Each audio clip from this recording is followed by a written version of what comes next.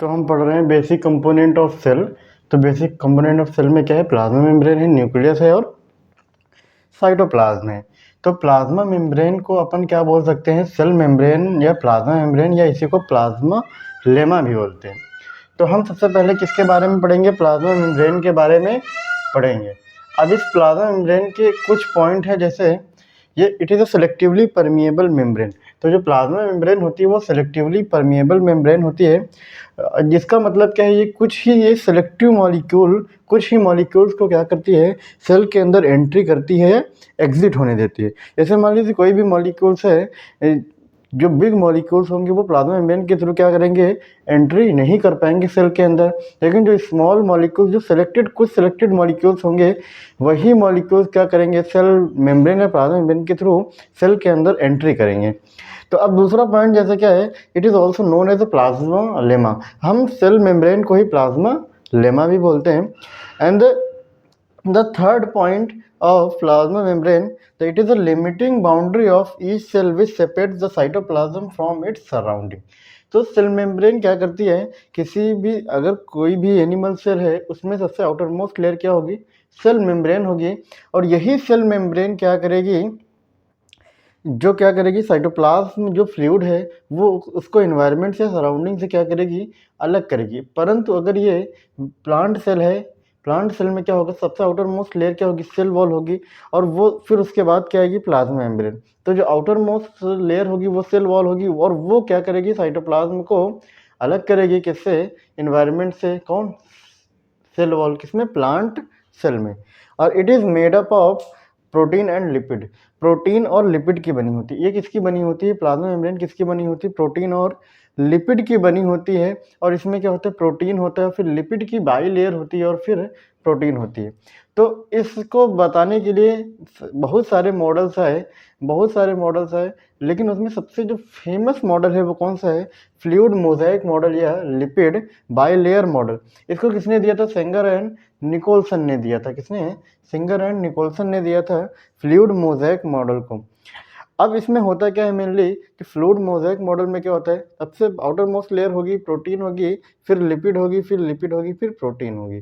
तो इसमें क्या हो गया? It is a sandwich model. इसे सैंडविच मॉडल भी कहते हैं। जैसे क्या होगा? सबसे आउटर मोस्ट लेयर होगी। जैसे मान लीजिए कोई भी ब्रेड या बटर आप खाते हैं तो क्या होगा? सबसे बाहर क्या होगा? ब्रेड होगा। फिर उसके बाद क्या होगी? बटर की एक लेयर होगी, फिर बटर की दूसरी लेयर होगी, फिर उसके बाद क्या होगा? ब्रेड होगा। तो इसी प्रकार से क्या होता है? सबसे बाहर क्या होगी? प्रोटीन होगी, फिर लिपिड की लेयर होगी, फिर लिपिड की दूसरी लेयर होगी, फिर क्या होगी? प्रोटीन होगी। तो ये इसे सैंडविच मॉडल भी बोलते हैं। अब अगला पॉइंट देखते हैं सेल मेम्ब्रेन का। It is a flexible and can be folded, broken and United. तो जो प्लाज्मा मेम्ब्रेन हो सकती है ये फ्लेक्सिबल हो सकती है। फ्लेक्सिबल होती है मतलब इसका शेप क्या होगा? फ्लेक्सिबल होगा, वो चेंज हो सकता है। क्योंकि इसमें फ्लूइडिक नेचर होता है। ये कैसा नेचर होता है? फ्लूइडिक नेचर होने की वजह से ये कैसी होती है? फ्लेक्सिबल होती है। एंड कैन बी फोल्डेड, और ये फोल्ड हो सकती है। एंड ब्रोकन, और ये ब्रेक भी है, टूट भी सकती है। एंड यूनाइटेड, और ये क्या हो सकती है? मिल भी सकती है, मतलब इकट्ठा भी हो सकते हैं। एंड अगर हम एनिमल में देखें तो सबसे आउटर मोस्ट कवरिंग क्या होगी? वो होगी प्लाज्मा मेम्ब्रेन। किसमें? एनिमल सेल में। पर प्लांट सेल में क्या होगा? Below the cell wall in plant cell. मतलब प्लांट सेल में क्या होगा? सबसे आउटर मोस्ट होगी सेल वॉल, फिर उसके नीचे क्या होगी? उसके नीचे क्या होगी? प्लाज्मा मेम्ब्रेन या सेल मेम्ब्रेन। तो हमने क्या किया है? प्लाज्मा मेम्ब्रेन के बारे में स्टडी की है। अभी हम इसे फंक्शन के बारे में हम क्या करेंगे? धीरे धीरे फंक्शन के बारे में भी पढ़ेंगे। तो इसके फंक्शन जो होगा, मेन फंक्शन क्या होता है? ये ट्रांसपोर्ट में रोल प्ले करती है। जैसे कोई भी मॉलिक्यूल्स होगा वो सेल में क्या होगा? ट्रांसपोर्ट होगा। तो वो ट्रांसपोर्ट होगा तो सबसे पहले वो सेल मेम्ब्रेन या प्लाज्मा मेम्ब्रेन से होते हुए जाएगा। अब क्या होगा कि इसमें प्लाज्मा मेम्ब्रेन में पोरिन्स होते हैं, बहुत सारे पोर होते हैं, एक्वा पोरिन्स भी उन्हें बोलते हैं। तो इस प्रकार से क्या होगा? इसमें हम देखेंगे बहुत सारे प्रोसेस होंगे, जैसे ऑस्मोसिस होता है, डिफ्यूज़न होता है, या बहुत सारी प्रक्रियाएं होती हैं। हम धीरे धीरे क्या करेंगे? इसमें पढ़ेंगे। और ये सभी की सभी किससे रिलेटेड हैं? प्लाज्मा मेम्ब्रेन से। ये किसके फीचर हैं? प्लाज्मा मेम्ब्रेन के फीचर हैं।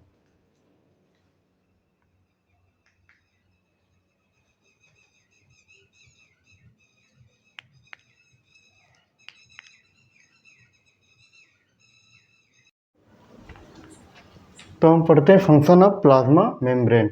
तो फंक्शन ऑफ प्लाज्मा मेम्ब्रेन क्या होता है? जो प्लाज्मा मेम्ब्रेन का मेन फंक्शन क्या होता है, कोई भी मॉलिक्यूल्स होगा उसको सेल के अंदर एंट्री के लिए सबसे रिस्पॉन्सिबल क्या होगा? प्लाज्मा मेम्ब्रेन होगा। तो पहला पॉइंट क्या होता है? It regulates the movement of molecules inside and outside the cell. मतलब जो प्लाज्मा मेम्ब्रेन है, ये मॉलिक्यूल्स जो भी सेल के अंदर एंट्री करेंगे और जो भी बाहर आएंगे, उन सभी के मूवमेंट्स को क्या करती है? रेगुलेट करती है। कौन? Plasma membrane. और it helps in maintaining the distinct composition of the cell. मतलब सेल के अंदर जो अलग अलग कंपोजिशन है उसको भी कौन मेंटेन करेगा? प्लाज्मा। अगर मान लीजिए जैसे कोई भी सेल ऑर्गेनेल होगा, उसके अंदर क्या होगा? सॉल्यूट अलग अलग होंगे। सभी सेल ऑर्गेनेल के अंदर सॉल्यूट या जो कुछ भी कंपोनेंट प्रेजेंट होगा वो सभी क्या होगा? अलग अलग होगा। अगर ऐसा होगा तो क्या होगा? एक समय ऐसा आएगा कि सेल क्या हो जाएगी? बस्ट हो जाएगी। लेकिन उस बस्टिंग से कौन बचाता है? प्लाज्मा मेम्ब्रेन बचाती है। अब मेनली जो मेन फंक्शन है, जो भी प्रोसेस हैं जो प्लाज्मा मेम्ब्रेन के थ्रू होते हैं, हम उनके बारे में अब डिटेल में पढ़ेंगे। जैसे अब हम क्या पढ़ेंगे? Transport of molecules across the plasma membrane. मतलब प्लाज्मा मेम्ब्रेन के थ्रू जो मॉलिक्यूल्स जो होते हैं वो मूव करते हैं या ट्रांसपोर्ट होता है उनका, तो को किस किस प्रोसेस के थ्रू हो सकता है। जैसे पहला प्रोसेस अपन ने क्या पढ़ना है? डिफ्यूजन के बारे में पढ़ना है, ठीक। फिर दूसरा अपन ने क्या पढ़ना है? ऑस्मोसिस के बारे में। तो सबसे पहले हम पढ़ेंगे किसके बारे में? डिफ्यूजन के बारे में। तो अब डिफ्यूजन कुछ नहीं होता है, अब देखते हैं, गौर करते हैं क्या है। Diffusion is a movement of solute, solvent और ions from a region of higher concentration to the region of lower concentration. मतलब कोई भी मॉलिक्यूल्स है, चाहे वो सॉल्यूट हो या सॉल्वेंट हो या आयंस हो, कोई भी मॉलिक्यूल्स है वो अपने हायर कंसंट्रेशन से अपने लोअर कंसंट्रेशन की ओर मूव। जैसे मान लीजिए एग्जांपल के तौर पे हम देखते हैं, ये मान लीजिए बहुत सारे मॉलिक्यूल्स हैं,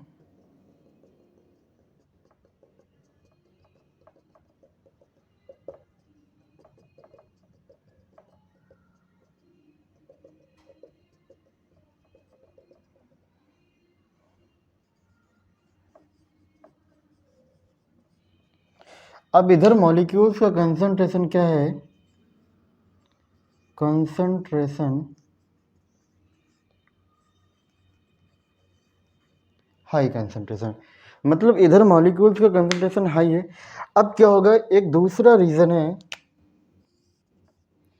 अब ये फर्स्ट कंडीशन क्या थी? एक कंडीशन ये है कि मॉलिक्यूल्स बहुत सारे, एक जगह पर बहुत सारे मॉलिक्यूल्स हैं। अब ये मॉलिक्यूल्स क्या करेंगे? गैस के मॉलिक्यूल्स हैं। किसके मॉलिक्यूल्स हैं? मान लो हम बोल सकते हैं गैस के मॉलिक्यूल्स हैं, या लिक्विड भी हो सकता है। अब जो गैस के मॉलिक्यूल्स हैं, अब समझना गौर से, गैस के मॉलिक्यूल्स हैं, इनका कंसंट्रेशन इस तरफ क्या हाई है और इधर कोई भी गैस के मॉलिक्यूल्स नहीं होंगे। तो अब एक समय बाद क्या होगा? जो गैस के मॉलिक्यूल्स हैं अपने हायर कंसंट्रेशन वाले रीजन से लोअर कंसंट्रेशन वाले रीजन की तरफ मूव कर जाएंगे, और इसी प्रोसेस को अपन क्या बोल देते हैं? डिफ्यूजन बोलते हैं। देखते हैं,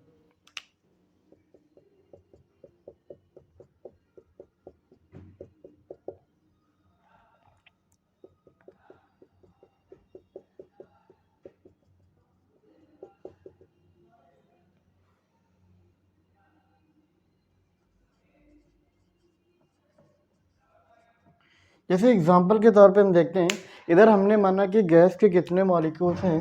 200 मॉलिक्यूल्स हैं। कितने हैं? 200 मॉलिक्यूल्स हैं। और इधर अपन ने माना 50 मॉलिक्यूल्स हैं। तो सबसे पहले क्या होगा? अब इधर गैस के 200 मॉलिक्यूल्स हैं, इधर 50 मॉलिक्यूल्स हैं। तो अब एक समय ऐसा आएगा कि इधर के जो ज़्यादा वाले मॉलिक्यूल्स हैं क्या करेंगे? इधर मूव कर जाएंगे। और जब मूव करेंगे तो एक समय ऐसा आएगा कि दोनों तरफ क्या होगा? गैस के मॉलिक्यूल्स का कंसंट्रेशन क्या हो जाएगा? सेम हो जाएगा। तो उस समय क्या होगा? जो डिफ्यूज़न का प्रोसेस है वो क्या हो जाएगा? रुक जाएगा। तो हमने क्या देखा कि जो डिफ्यूजन क्या होता है? Movements of solute, solvent or ions from region of higher concentration to the region of lower concentration. और इट्स नॉट रिक्वायर्स एनर्जी और पैसिव। मतलब इस प्रोसेस में किसी भी प्रकार की एनर्जी की रिक्वायरमेंट नहीं होती है, और ये कैसा प्रोसेस है? पैसिव प्रोसेस होता है या पैसिव ट्रांसपोर्ट होता है। No semipermeable membrane is required, मतलब इस प्रोसेस के लिए किसी भी प्रकार की मेम्ब्रेन की रिक्वायरमेंट नहीं होती है। इसीलिए अपन क्या बोल सकते हैं, डिफ्यूज़न में क्या होता है, किसी भी एनर्जी की रिक्वायरमेंट नहीं होती है। और ये डिफ्यूज़न इसीलिए ऑस्मोसिस से क्या है, डिफरेंट है, क्योंकि इसमें सेमी परमेबल मेम्ब्रेन की रिक्वायरमेंट नहीं होती।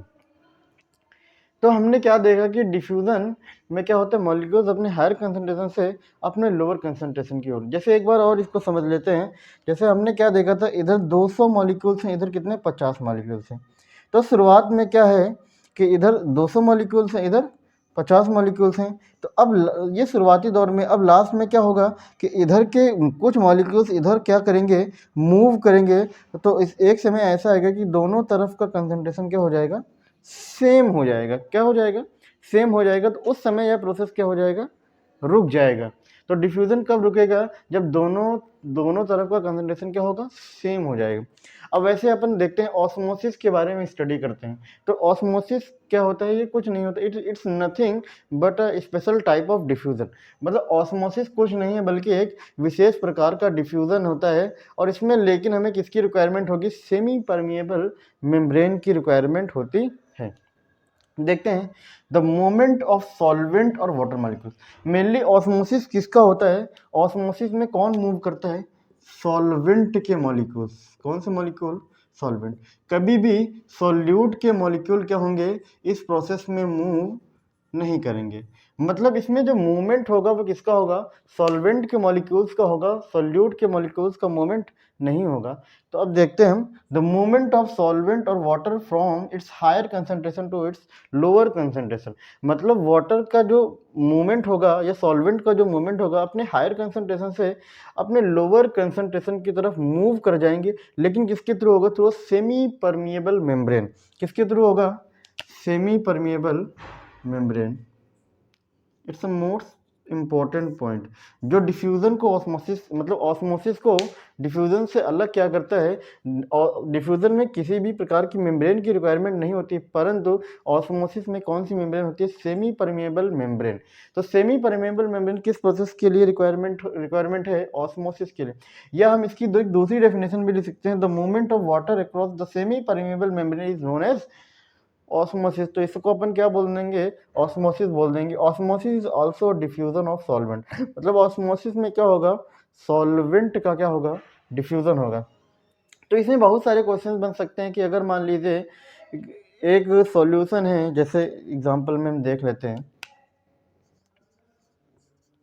जैसे देखते हैं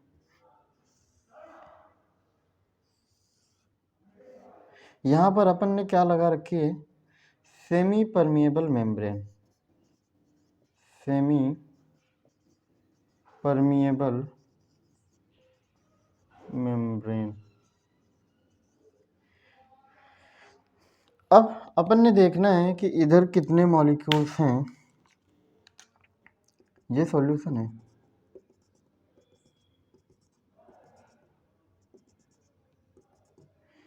इधर भी क्या है, सॉल्यूशन भरा हुआ है। ठीक, अब अपन ने मान लिया कि इसकी कंसंट्रेशन कितनी है,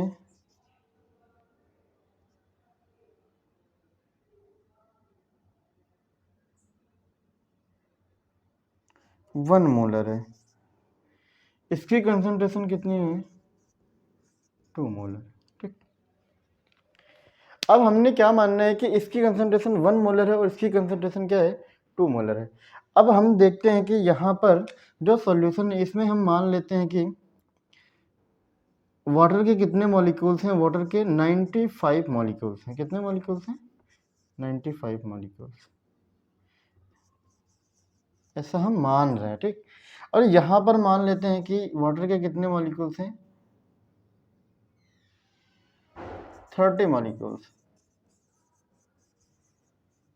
ये किसके हैं, वाटर के। ये भी क्या है, वाटर। ये तो हमने देखना क्या है कि वाटर के मॉलिक्यूल्स से हमें मतलब है, हमें सॉल्यूट से कोई भी मतलब नहीं, हमें मतलब किससे, सॉल्वेंट से। तब होगा क्या, इसका कंसंट्रेशन 1 मोलर है, इसका कंसंट्रेशन क्या है 2 मोलर है। तो अब देखा जाए तो यहाँ पर वाटर के कितने मॉलिक्यूल्स हैं 95, मतलब यहाँ पर वाटर का कंसंट्रेशन क्या है, वाटर के मॉलिक्यूल्स क्या है ज़्यादा है, यहाँ पर वाटर के मॉलिक्यूल्स क्या है कम है। तो अब क्या होगा, वाटर किधर मूव कर जाएगा, इस सेमी परमेबल मेम्ब्रेन से होते हुए, इस मतलब इसको फर्स्ट मान सकते हैं, इसको मान सकते हैं सेकंड बोल सकते हैं। अब ये फर्स्ट तो वाटर के मॉलिक्यूल किधर से किधर मूव करेंगे, फर्स्ट सॉल्यूशन से सेकंड सॉल्यूशन की तरफ मूव कर, क्योंकि यहाँ पर वाटर के कितने मॉलिक्यूल्स हैं 95 है, इधर किधर है 30 मॉलिक्यूल्स हैं, या बोल सकते हैं 90 लिख लेते हैं और आसानी हो जाएगी। इधर वाटर के कितने मॉलिक्यूल्स हैं 90 मॉलिक्यूल्स हैं, उधर कितने 30 मॉलिक्यूल्स हैं। तो अब एक समय ऐसा आएगा कि दोनों तरफ वाटर के मॉलिक्यूल्स क्या हो जाएंगे, सेम हो जाएंगे। तो उस समय क्या होगा, ये ऑस्मोसिस का प्रोसेस क्या हो जाएगा, रुक जाएगा। क्योंकि ऑस्मोसिस क्या है, it is a special type of diffusion. जैसे हमने देखा था कि डिफ्यूजन में जब दोनों तरफ मॉलिक्यूल्स की कंसंट्रेशन या गैस के मॉलिक्यूल्स की कंसंट्रेशन सेम हो गई थी तो प्रोसेस क्या हो जाता है, रुक जाता है। वैसे ही ऑस्मोसिस में क्या होगा, पहले वाटर के मॉलिक्यूल्स अपने हायर कंसंट्रेशन से अपने लोअर कंसंट्रेशन की तरफ मूव करेंगे, और एक समय ऐसा आएगा कि दोनों तरफ वाटर के मॉलिक्यूल्स क्या होंगे, सेम हो जाएंगे। तो उस समय ये प्रोसेस क्या हो जाएगा, रुक जाएगा।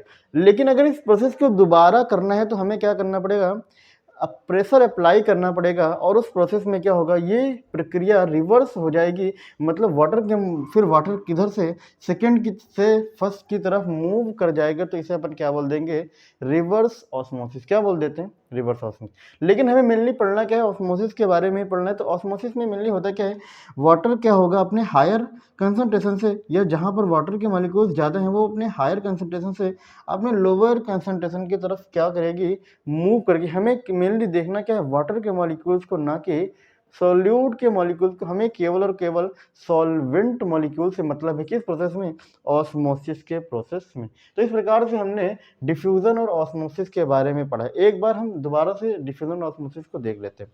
तो डिफ्यूजन में मेनली क्या होता है, कोई भी मॉलिक्यूल्स हैं वो अपने हायर कंसंट्रेशन से अपने लोअर कंसंट्रेशन, मतलब वो सॉल्वेंट भी हो सकता है, वो सॉल्यूट भी हो सकता है, वो आयंस भी हो सकता है, वो कोई गैस के मॉलिक्यूल्स भी हो सकते हैं। वो अपने हायर कंसंट्रेशन से अपने लोअर कंसंट्रेशन की तरफ मूव करेंगे। फिर एक समय ऐसा आएगा कि दोनों तरफ मॉलिक्यूल्स क्या हो जाएंगे, सेम हो जाएंगे। तो उस समय क्या होगा, ये प्रोसेस क्या प्रक्रिया क्या हो जाएगी, रुक जाएगी। तो इसे अपन क्या बोलेंगे, डिफ्यूजन। और डिफ्यूजन में हमें किसी भी प्रकार की एनर्जी की रिक्वायरमेंट नहीं होती, और किसी भी प्रकार कि मेम्ब्रेन की भी रिक्वायरमेंट नहीं होती। किस प्रोसेस में, डिफ्यूजन के प्रोसेस में। It is a passive process. ये कैसा होता है, पैसिव प्रोसेस होता है, इसे अपन पैसिव ट्रांसपोर्ट भी बोल सकते हैं।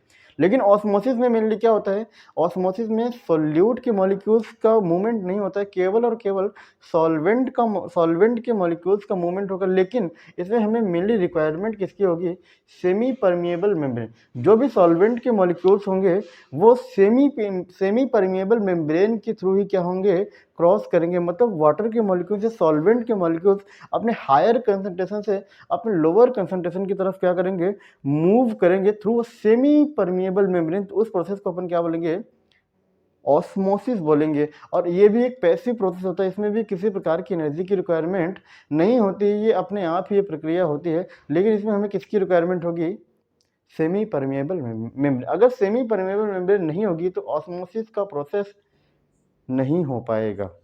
तो इसे अपन मेनली क्या बोल देंगे, डिफ्यूजन ही बोल देंगे। तो इस प्रकार से हमने क्या देखा है, एग्जाम्पल के थ्रू हमने समझा है किसके बारे में, डिफ्यूजन और ऑस्मोसिस के बारे में। फिर हम क्या करेंगे, अब धीरे धीरे हम क्या पढ़ेंगे, सेल्स के बारे में। अगर कोई भी सॉल्यूशन के बारे में पढ़ेंगे, फिर किसी भी सेल को क्या करेंगे, उस सॉल्यूशन में हम डालेंगे तो अब उस सेल में कौन कौन से चेंजेस आएंगे, तो उस प्रकार की उसको हम क्या करेंगे, आगे स्टडी करेंगे। हमने मेनली आज क्या पढ़ा है, हमने आज पढ़ा है प्लाज्मा मेम्ब्रेन के बारे में। और प्लाज्मा मेम्ब्रेन में जो भी ट्रांसपोर्ट होता है मॉलिक्यूल्स का, वो किस प्रोसेस के थ्रू होता है, डिफ्यूजन और ऑस्मोसिस। इस प्रकार से हमने क्या किया।